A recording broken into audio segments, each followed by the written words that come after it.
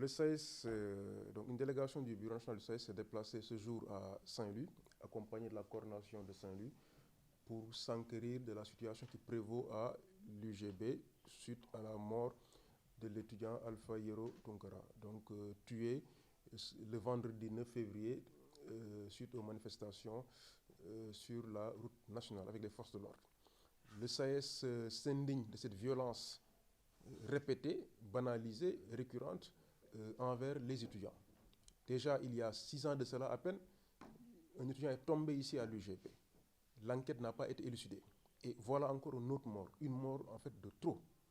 Donc le SAES exige que la lumière, toute la lumière soit faite sur cette mort.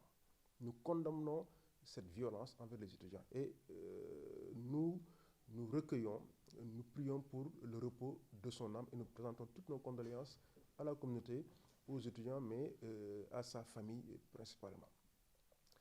Des morts, il y en a eu, il y en aura encore. Mais pour qu'il n'y en ait plus, il faudrait que l'État assume ses responsabilités.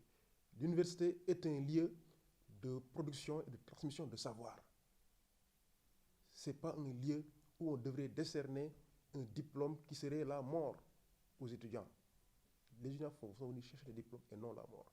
L'État doit prendre ses responsabilités. Donc, ça fustige cette violence et demande à ce que l'espace soit pacifié. Nous appelons les étudiants à être pacifiques, à être sereins face à la situation. C'est difficile, mais il nous faut la sérénité, l'apaisement pour qu'on puisse justement aller de l'avant. Et l'État doit montrer la voie pour l'apaisement. Les marches sont pacifiques, il faudrait qu'elles soient pacifiques et encadrées par les forces de l'ordre. Ça, c'est un minimum. La répression à tout va, les interdictions à tout va ne peuvent pas justement empêcher les populations de s'exprimer. Il faudrait que l'État prenne ses responsabilités, que les marches soient encadrées. La marche, si elle avait été encadrée, il n'y aurait pas eu cette mort d'homme. Donc c'est une mort de trop.